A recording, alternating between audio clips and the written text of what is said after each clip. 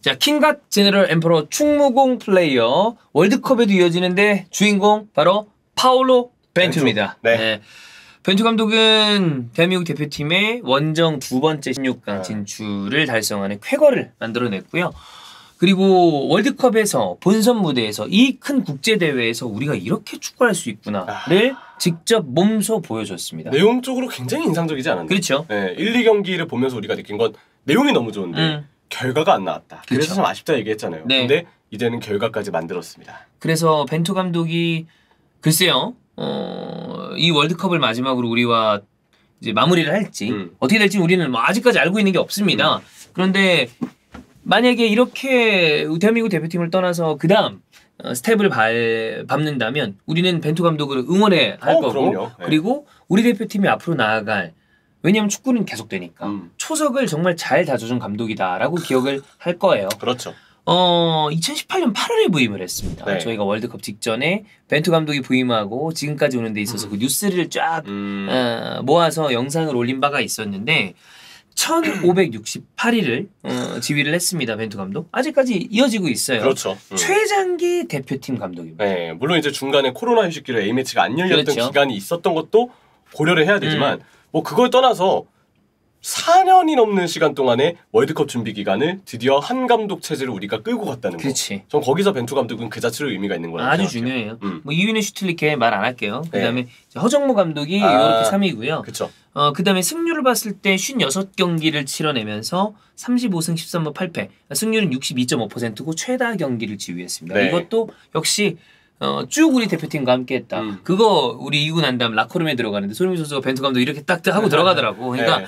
벤투 감독과 우리 대표팀은 정말 뗄래야 뗄 수 없는 끈끈한 인연을 만들어 놓은 상태라고 보면 될 것 같아요. 네, 손흥민 선수가 인터뷰했죠. 그 벤투 감독이 혹시 마지막이 될 수 있는 경기가 벤치에 못 앉는 상황이면 너무 아쉬울 것 같다. 만약에 마지막 경기가 된다고 하면 그 경기에서 다행히 벤투 감독이 벤치에 앉을 수 있으니까 같이 호흡할 수 있다는 것에 역시 선수들도 의의를 두는 것 같더라고요. 그렇습니다. 마지막에는. 사실 벤투 감독에 대해서 이제 여러 가지 이야기가 있는 거는 저는 이제 2번이 생각이 나는데 한 번은 이제 아시안컵 때예요. 2019년. 예. 네. 근데 그때는 이제 저도 그 히든 투어 때문에 두바이 현장에 가서 봤잖아요. 현장에 가서 본 기억이 나는데 아쉬운 건 맞았어요. 근데 그 대회가 벤투 감독의 목적지는 아니었습니다. 정말 짧게 준비할 수밖에 없었죠. 그때까지만 해도. 그때 생각을 해보면 이 중요한 순간에 카타르에게 발목을 잡히면서 8강이었죠. 맞아요. 0대1로 졌던 기억이 나요. 4강에 올라가지 못하면서 그건 좀 아쉬웠고 뭐 결과적으로 근데 월드컵에 성적을 냈으니까 네. 그거 플러스 그러니까 벤투 감독의 처음 그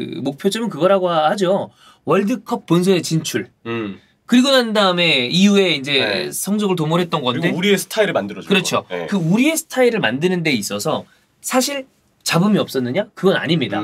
왜냐하면 이 벤투 감독이 여러 선수들을 선발했던 건 맞아요. 네. 그런데 선발한 다음에 쭉 그 팀을 만들어가는 데 있어서 본인의 확고한 철학에 따라 움직였습니다. 거기에 이름이 오르내렸던 선수들 K리그에서 좋은데 한 번은 써봐야 되는 거 아니야? 이런 선수들이 몇 있었지만 그쵸. 본인의 스타일대로 밀고 나갔는데 결국 그 본인의 스타일대로 밀고 나가서 스타일을 만들었고 그 스타일은 본선에서 통했다? 그럼 벤투 감독의 선택이 옳았다. 그렇죠. 라고 보면 되는 거죠. 팀 운영이 잘 된 거라고 볼 수 있는 거죠. 그렇습니다. 이제 그러다 보니까 본인에게 적합한 유닛을 끝까지 쫙 데려갔었던 기억이 나요. 결국엔 그 비판을 이겨낸 선수 하나 생각이 나는 게 저는 1차전 나상호입니다. 나상호 선수는 정말 벤투 감독에게 신임을 받았어요. 근데 또 팬들은 그렇게 생각하지 않았죠. 나상호가 과연 맞냐? 근데 증명했어. 쇼앤프로브 했어요. 그럼 말도 안 거 아닌가? 그럼요. 그리고 그 이전에 황인범 선수도 있죠. 맞아요. 황인범 선수도 사실 엄청 비판을 받았던 때가 있었어요. 타이밍이 있었죠. 그래서 우리 초대석 때 황인범 선수가 그때 어려움을 토로하는 그 시기가 있었죠. 우리 영상이 있습니다. 맞아요. 그 이제 패스미스가 좀 있다고 아무래도 평가가 좀 좋지 않았을 때. 근데 그때부터 벤투 감독은 황인범을 믿고 있었죠. 그렇죠. 왜냐면 패스미스가 있다는 건 그만큼 모험적이고 뭔가 창의적인 패스 시도를 많이 한다는 건데 그치. 그럴 만한 자원이 황인범이 가장 우수했고 네. 황인범이 거의 유일했다고 봐야 되거든요. 자, 그래서 벤투 감독이 부임하고 난 다음에 어떤 선수가 가장 많이 출장했을까 봤더니 1위는 김영권입니다. 야, 김영권 선수가 김영권 결과적으로 지금 월드컵 2개 대회 연속 득점이죠. 하나는 결과적으로 결승골이에요. 왜냐하면 0대0에서 1대0을 만드는 골을 넣었으니까. 그리고 이번에 동점골이야. 김영건 미친 거야 이거. 골 수도 장난 아닌 거죠. 그 이제 우리가 지금 월드컵 2014년 알제리전부터 예. 손흥민 선수와 김영건 선수는 매 경기를 다 선발 출전하고 있대요. 월드컵 전체로 봤을 때 예. 우리에서.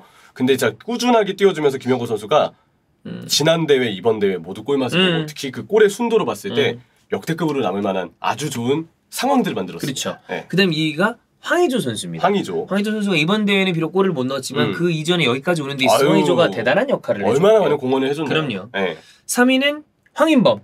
사실 벤투 감독의 황태자라고 불리는 이 표현을 또 안 좋아. 왜냐면 이게 부정적으로 쓰일 때가 가끔 있으니까. 근데 그게 아니라 정말 맞습니다. 그리고 벤투 감독이 황인범을 여기까지 끌어올렸다라고 해도 과언이 아닙니다. 그렇죠. 그래서 요 3위가 황인범 선수가 되겠고요. 4위는 김민재, 더 말할 거 없죠. 네. 그 다음이 공동 5위인데 소니, 김승규. 그 다음에 이번 대회 최고의 미드필더 중에 한 명인 정우영. 큰 정우영. 네. 네. 이런 선수들이 쭉 있습니다. 결과적으로는 본인의 철학에 맞는 선수들을 뽑아와서 팀을 쭉 만들어갔고 거기에 이제 손흥민 선수는 이제 12개 골을 만들어내는 대단한 기록을 만들었죠. 손흥민 선수의 대표팀에서의 활약에 대한 어떤 토트넘 때의 모습이 좀 나오지 않는다라고 얘기하시는 분들이 있는데 결과적으로 손흥민 선수의 골 순도나 골 넣는 거 보죠. 손흥민은 손흥민입니다. 그 와중에도 스탯을 쌓고 있는 거예요. 그럼요. 그리고 이제 이번에도 황희찬 선수에게 밀어주기 직전의 장면에 보면 손흥민 선수한테 진짜 한 5명 넘게 붙더라고요. 손흥민은 월드 클래스의 공격수입니다.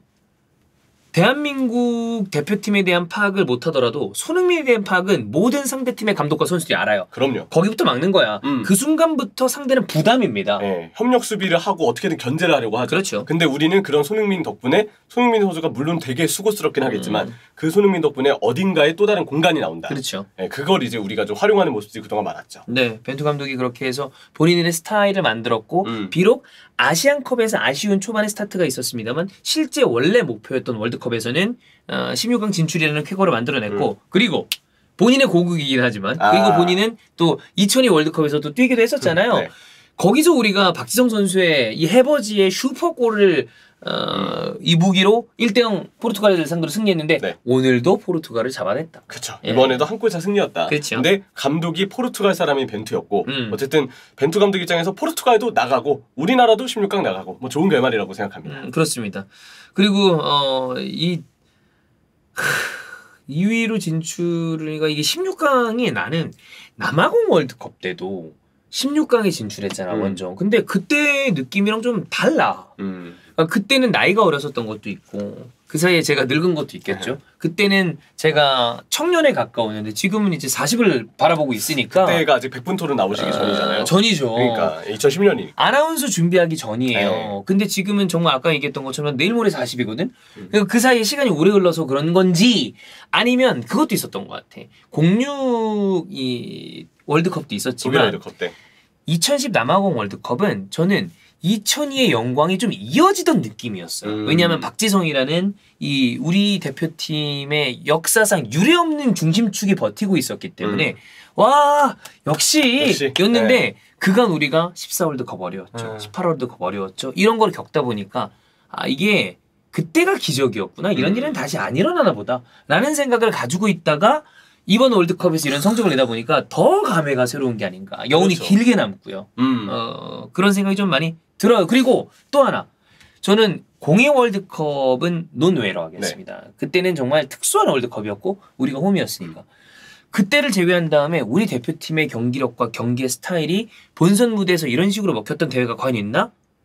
난 이번이 최강 수준이었다고 봐요. 오히려 우리가 내용적으로 지배하는 경기들도 있었고 대응이 잘 되는 모습들도 있었기 때문에 이거 자체가 앞으로 월드컵 본선에서 어떻게 우리가 강팀들을 상대해야 되는지에 대한 또 좋은 참고 자료가 될 거라고 그렇죠. 생각해요. 그리고 뭐 그것도 있었잖아.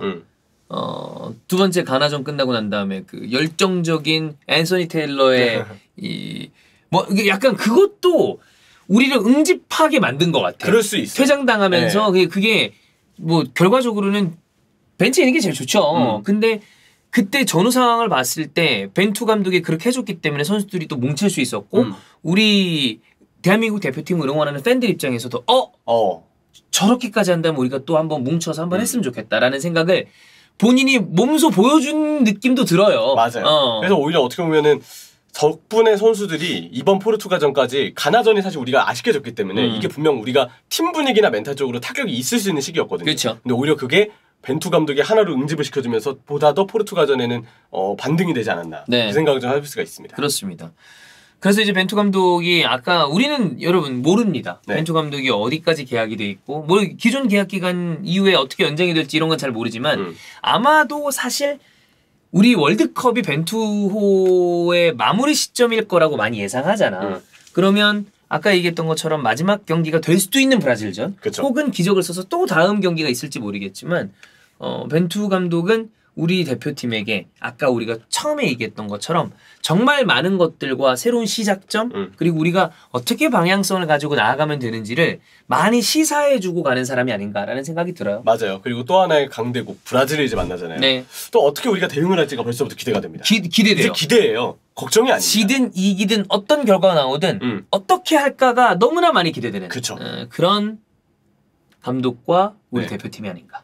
카타르 월드컵. 네, 우리한테 참 의미가 깊고 또 재미있고 기대감이라는 그렇습니다. 얘기를 할 수 있다는 거. 우리가 월드컵에서의 기대감을 얘기한 예. 게 참 반갑네요. 그쵸. 그 단어 자체만으로. 네. 킹갓 제네럴 엠퍼러 충무공 플레이어 바로 파울로 벤투입니다. 네.